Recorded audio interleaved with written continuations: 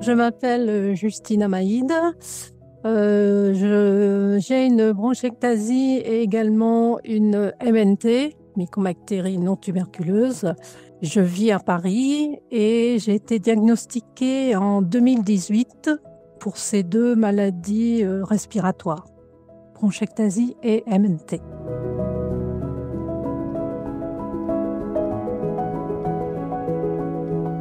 Et donc, pour protéger mes poumons, je dois faire attention notamment aux pics de pollution quand il y en a.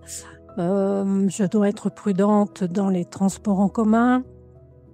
Et également, selon la saison, en automne et en hiver plus particulièrement, ce sont des saisons très difficiles du fait de la bronchiectasie. L'impact, c'est vraiment être vigilante pour nettoyer mes poumons et notamment faire de la kiné respiratoire très régulièrement.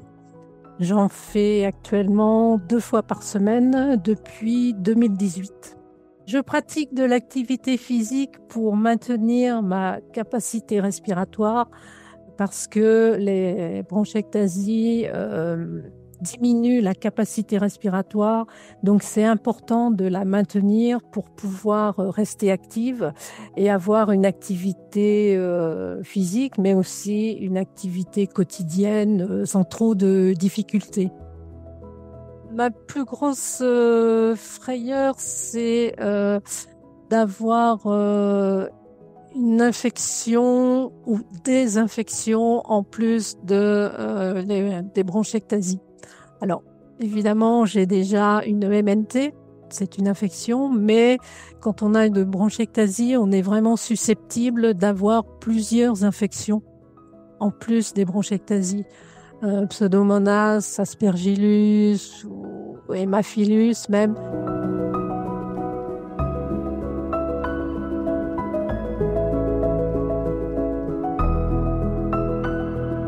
Il y a de plus en plus d'informations également sur le fait que c'est une maladie qui a besoin d'une prise en charge pluridisciplinaire, c'est-à-dire prendre en compte la kiné respiratoire, la nutrition, le support psychologique, mais de plus en plus, on a des informations et ce qui est vraiment bien en tant que patiente, c'est que la parole est donnée aux patients de plus en plus.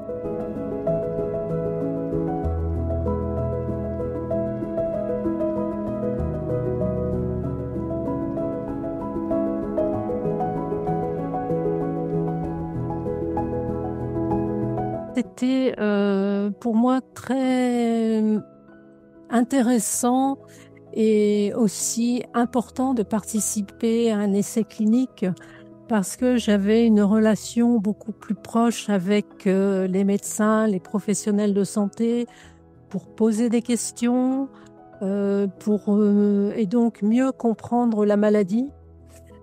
Et c'était important aussi de me dire que je faisais partie d'un groupe qui permettait d'avoir plus d'informations sur un protocole, un essai clinique et participer à contribuer pour avoir des résultats, pour voir si le traitement fonctionne ou pas. Mais c'est important de participer. Et c'est aussi un moyen d'apprendre plus sur sa maladie parce que quand on fait partie d'un essai clinique, on est suivi de façon très rapprochée par les médecins. Donc, on peut poser beaucoup de questions et on peut vraiment apprendre et comprendre beaucoup mieux sa maladie pour ensuite mieux la gérer. Parce que le patient doit également être acteur de sa maladie.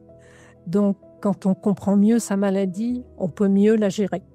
Donc, pour des patients qui ont une bronchiectasie, ça pourrait vraiment être utile.